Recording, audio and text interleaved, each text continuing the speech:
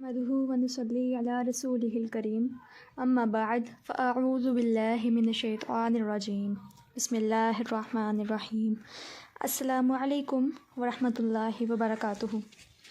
آج کی ویڈیو کا ہمارا موضوع ہے کہ اللہ تعالیٰ کن لوگوں سے محبت کرتے ہیں، یا ہمارے اندر ایسی کون سی خوبیاں ہونی چاہیے کہ جن سے اللہ تعالیٰ محبت کرتے ہیں۔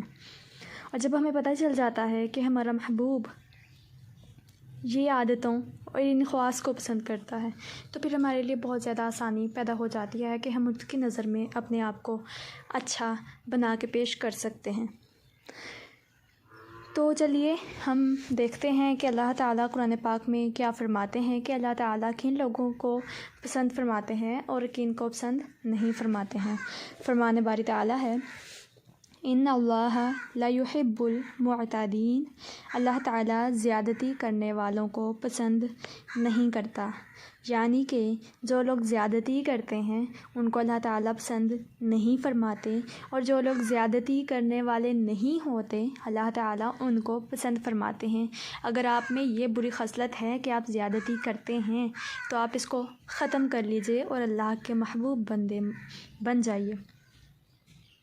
ایک اور آیت میں اللہ تبارک و تعالیٰ فرماتے ہیں ان اللہ یحب التوابین، کہ اللہ تعالیٰ توبہ کرنے والوں کو پسند فرماتا ہے، یعنی کہ اگر ہم سے گناہ سرزد ہو جاتے ہیں اور ہم توبہ نہیں کرتے ہیں تو اس کا مطلب ہے ہم اللہ تعالیٰ کے پسندیدہ بندے نہیں ہیں۔ لیکن جب ہم سے گناہ سرزد ہو جائے اور پھر ہم توبہ بھی کر لیں تو اس کا مطلب ہے کہ اللہ تعالیٰ ہمیں پسند فرماتے ہیں۔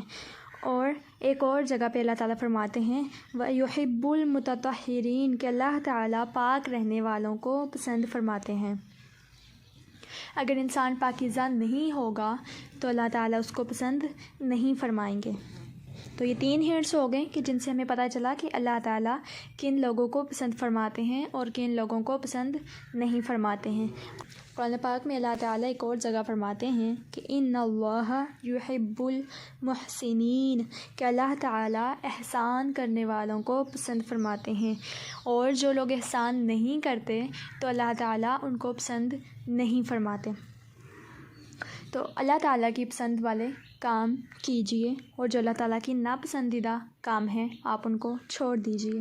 ایک اور آیت میں اللہ تعالیٰ فرماتے ہیں ان اللہ لا يحب من کان مختالا فخورا، یقینا اللہ تعالیٰ متکبر اور اپنی بڑائی پر فخر کرنے والے کو پسند نہیں کرتا۔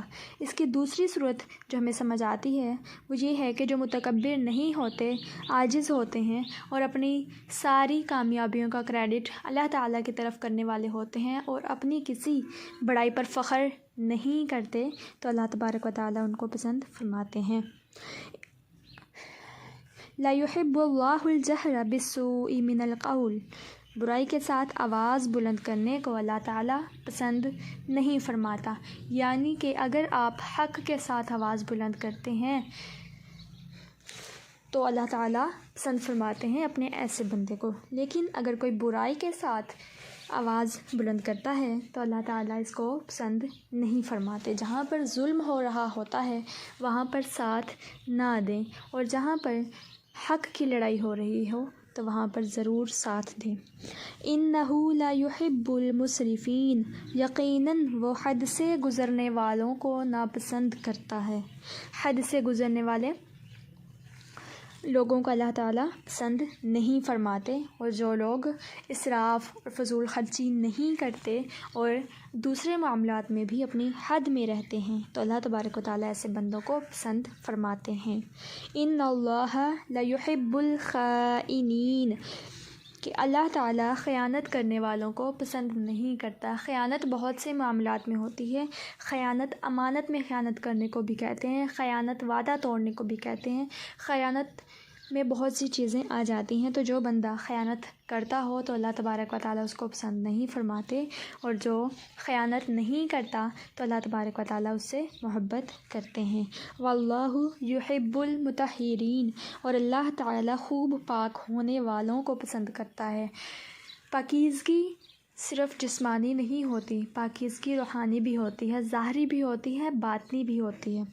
تو اپنے ظاہر کو، اپنے باطن کو، اپنی روحانیت کو پاک صاف کرنا بہت ضروری ہوتا ہے کہ اللہ تبارک و تعالیٰ پاک ہونے والوں کو پسند کرتا ہے۔ اِنَّهُ لَيُحِبُّ الْمُسْتَكْبِرِينَ، وہ یقیناً متکبرین کو پسند نہیں کرتا۔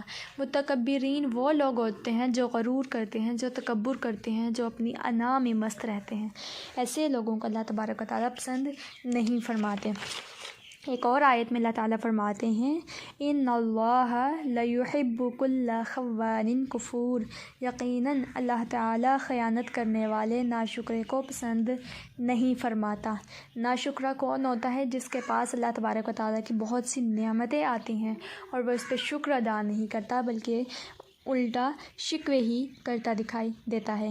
یہ 11 پوائنٹس ہیں جو اللہ تعالیٰ نے قرآن کریم میں ہمیں دیے ہیں۔ اگر آپ ان کے حوالہ جات کو دیکھنا چاہتے ہیں تو ڈسکرپشن میں یہ ساری آیات دے دی گئی ہیں۔